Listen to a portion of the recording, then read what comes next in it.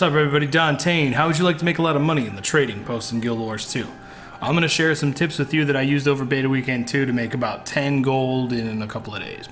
First thing you want to do is you want to deposit your collectibles. If you're unaware, you can right click on any sort of collectible items, things like ores and leathers and stuff, and then you click deposit collectible. You break down things like weapons and armor using salvaging kits into raw components, and then you can send those raw components to your bank by depositing collectibles. Because in Guild Wars 2 there's two different kinds of banks, and I'll show them to you here. This is really convenient because you can just deposit stuff while you're out leveling. On the left side you've got the two tabs. The top tab is your traditional standard bank where you can deposit things. The bottom tab shows you your collectibles bank. Now this is where all your stuff goes when you, guess what, deposit collectibles. You can come here and pick up all this stuff.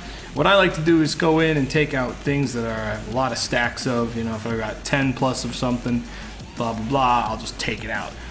These other items like claws, bones, scales, fangs, and slimes and totems and stuff, those are things that drop off the different mobs. People need those for crafting too, so they're valuable. You press O, it'll go to the gem store, you click on the thing with the scales, or right click an item anywhere in the game and sell on trading post. This will actually open up the trading post, and now the trading post is searching for you the item that you're wanting to sell, and it's giving you rich detailed information on the fly about the value of that item, what it's going for, and what it's selling for. There are three main parts of the trading post UI that I want you guys to pay attention to: the top, the middle, and the bottom. This is how you're going to make your money or wait to make money. The middle one is match the lowest seller. This is basically the supply side of the trading post. There are people who have this item who are saying, yeah, we think it's worth more than what the buyers want, so they're listing it up on the trading post for a custom amount. The top option that says meet highest buyer is the demand side of the trading post. These are players who are saying, hey, I want this iron ore and this is how much I'm willing to pay per unit.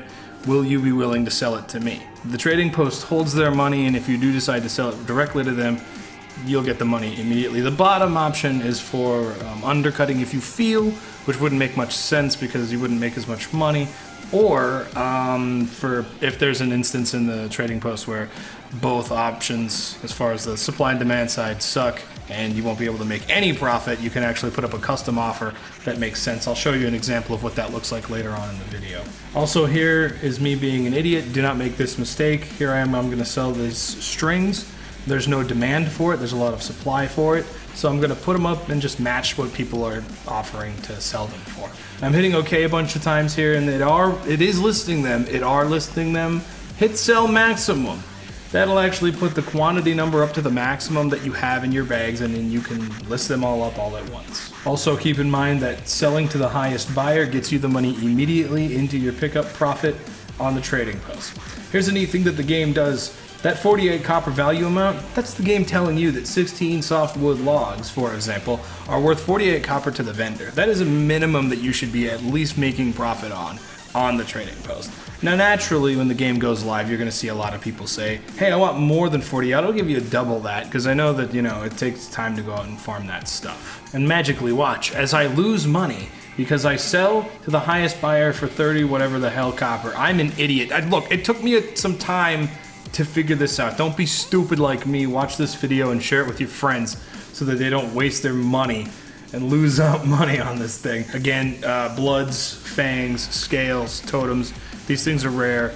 Sell them for a profit.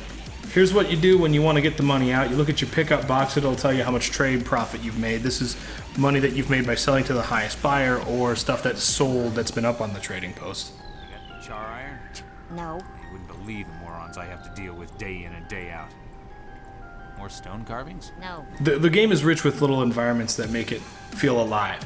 So anyway, if you want to get the stuff out of your pickup box, you have to physically go to the trading post vendors. These guys are located in cities and all over the freaking maps, any zone you're leveling up in. Here's a cool thing though.